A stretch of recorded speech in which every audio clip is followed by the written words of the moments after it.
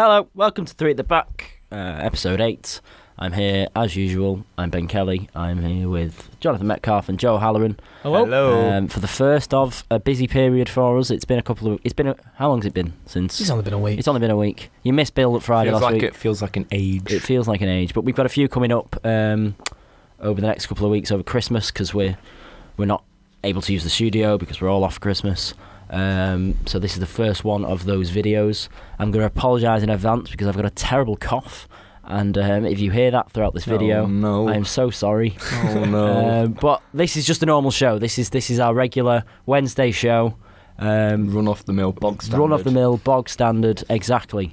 So we'll start as usual with the games of last weekend. I'll lose count of what round of fixtures it is, but we'll start with Leeds 1, Brentford 0, which was just yet another loss for we had 2 wins in a row. I'll have you know, 2 wins in a row.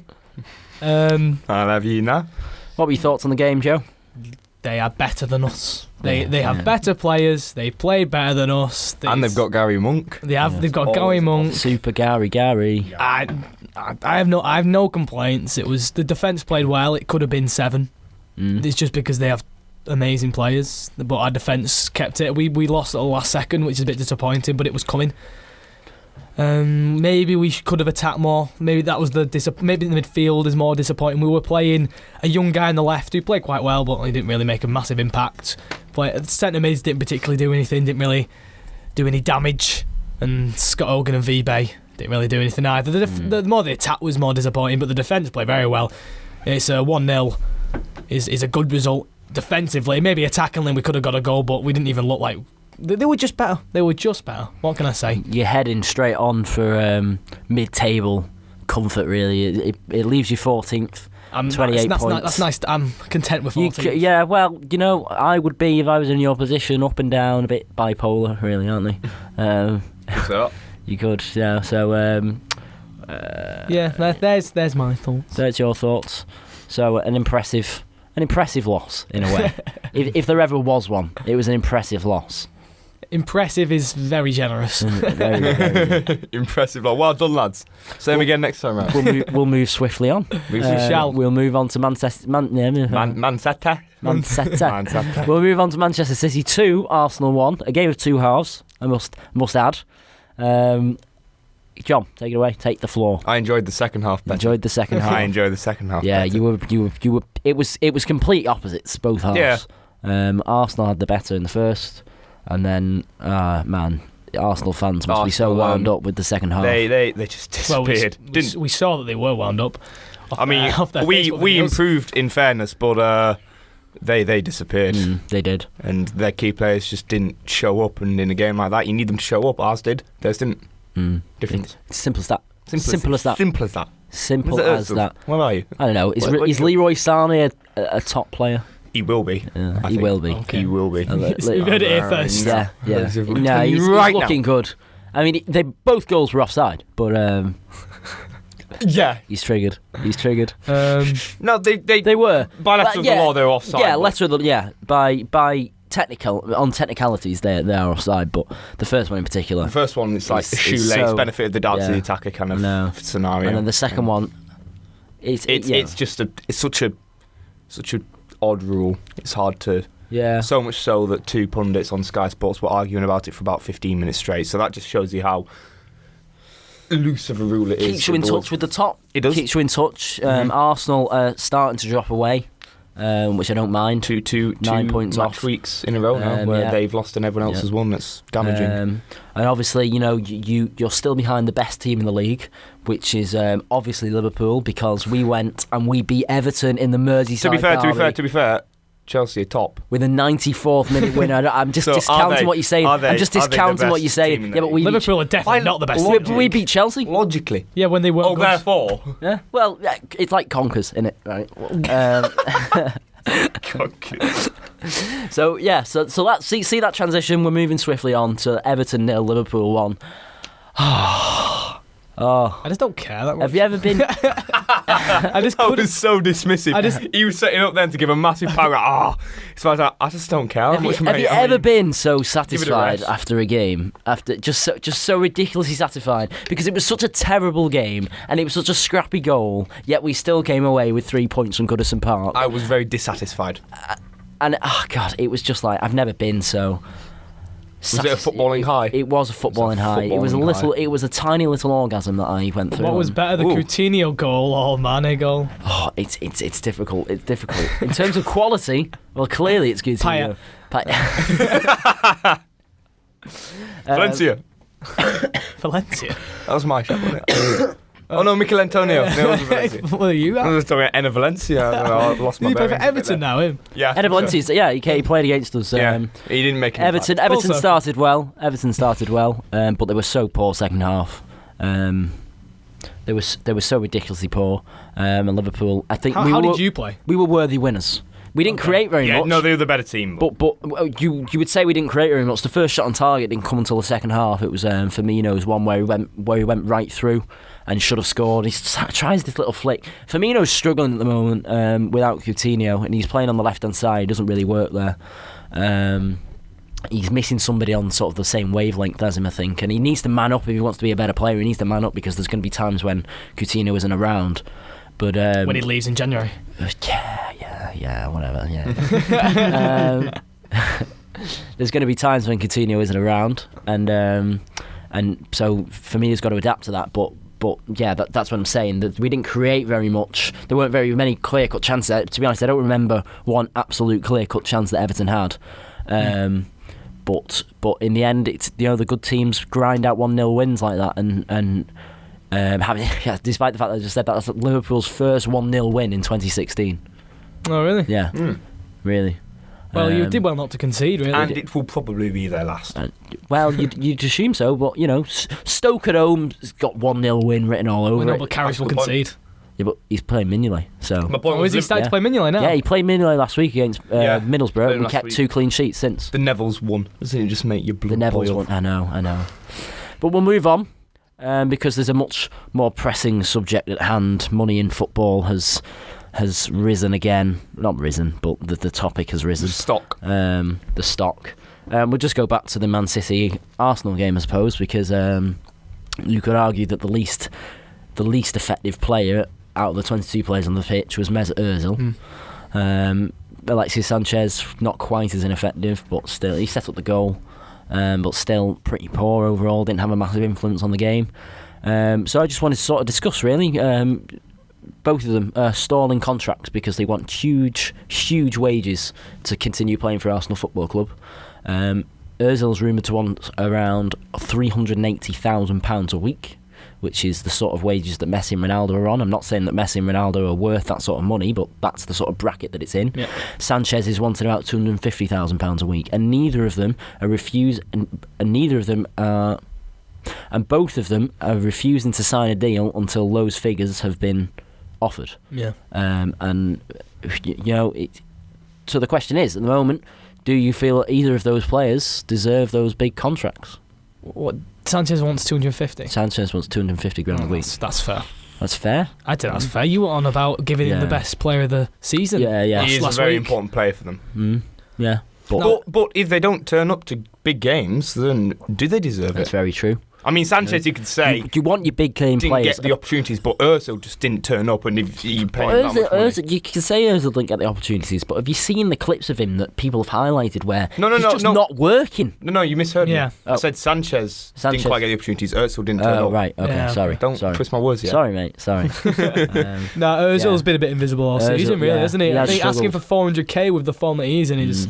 It's very cheeky. Yeah, it is. Very Yeah, cheeky. that's how I'd sum it up. And as an Arsenal fan, the Arsenal fans are too busy protesting to get Wenger sacked to focus on the bigger matters at hand. But as an Arsenal fan, I'd be so disappointed because if we'll take Philippe Coutinho, if Philippe Coutinho refused to sign a new contract at Liverpool unless we offered him ridiculous amounts of money, I'd be so disappointed because they just don't want to play for the club. Yeah. That's what it says to me. It says, "Oh, I'm only going to play. I am offering you a service that I have no connection to, and you will pay me a ludicrous amount of months for that service." Steven Gerrard would never have demanded such high wages for such a long period of time, and eventually he'd have come to a compromise. If Ozil is so set on staying set at one figure, there's no negotiation, I'd be so disappointed as an Arsenal fan because, well, what's the point in keeping? I say, what's the point in keeping him? He can be a very good player, but what's the point in keeping him? Because he's so. Is it him or his agent? That's the question you're going to be asking. A yourself. lot of the times it's the agent. Does he sit there? Does Ozil sit at his desk going, how much do I earn? And he's got loads of flow charts going. It'll be his agent who's. I don't know how you go about your contract negotiations, Joe. It'll be his agent who's gone, I want this money, and Ozil will be like, yeah, I'm not going to complain. Yeah, if you can get it, get it. Yeah, but he's not getting it. Arsenal don't want to. Yeah. Arsenal have a policy of offering no player a higher wage than the manager. And I can't remember what Wenger's on. It's something like 180 grand a week, something like that, I think. So everybody in Arsenal is under 180 grand a week? Something like that, yeah. Really? Yeah, Sanchez is on quite a low wage for this sort of era. But so if Arsenal are refusing to budge on that, for me, if Ozil loves the club and wants to stay and wants to play for the fans and wants to play for Arsenal, he then gets involved, even if it is the agent. He then gets involved and says, "Okay, well, I'll take this because it's not like he's earning £12.50 an hour and can't afford his lunch." You know what I mean? Yeah, it's pathetic how somebody earning that much money wants more. It's just greedy, isn't it? Yeah. It's like, come on, like what more can you have? You've got the biggest house in the world. You've got this. What's another 200 grand a week? Another reason Sanchez is like not wanting to sign with Arsenal because he's getting massive offers from China. Oh, yeah. Well, and but he's not going to go to China. He's getting offers within Europe. No, he's not going to go to China.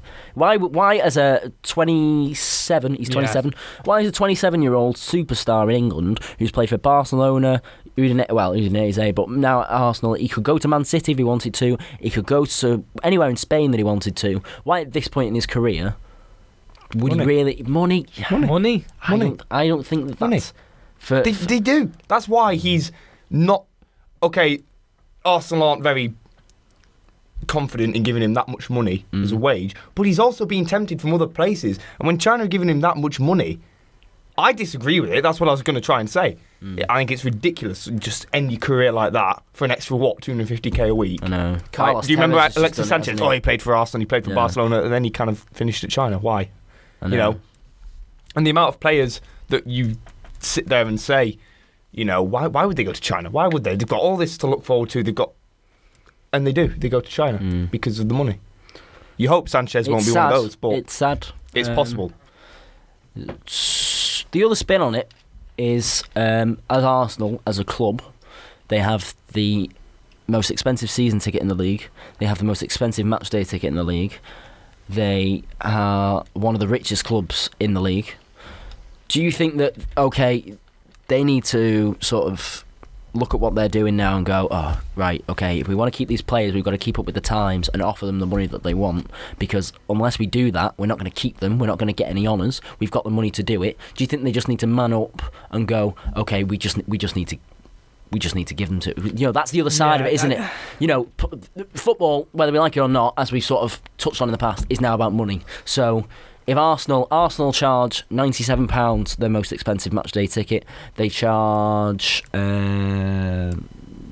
over £1,000. It's over £1,000 for their most expensive season ticket. I think it's £1,037 for their most expensive season ticket.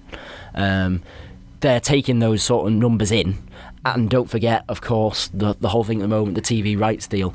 Should a club like Arsenal just go, fine, we need to keep hold of these players? If they have a policy like that, then they should stick to it. It's just honourable, isn't it? And I can understand if they can give the money to Sanchez, but to Ozil, who's basically done nothing all season, if I was Arsenal right now, I'd just let him go. He doesn't want to be there. They don't want to pay him the money. Just let him go. They can find another average attacking mid. They're linked with Marco Royce, aren't they? Well, they're that's a linked with perfect Marco replacement, but I don't think he'd go. I'd be internally sad if Arsenal signed Marco Royce. I've always had a distant dream that he'll end up coming to Liverpool at some point. Now Klopp's in charge. Yeah, pipe dream. It is a pipe. He's in love with Dortmund, though, isn't he? He is in love with Dortmund. Bless him. And I think that's the best.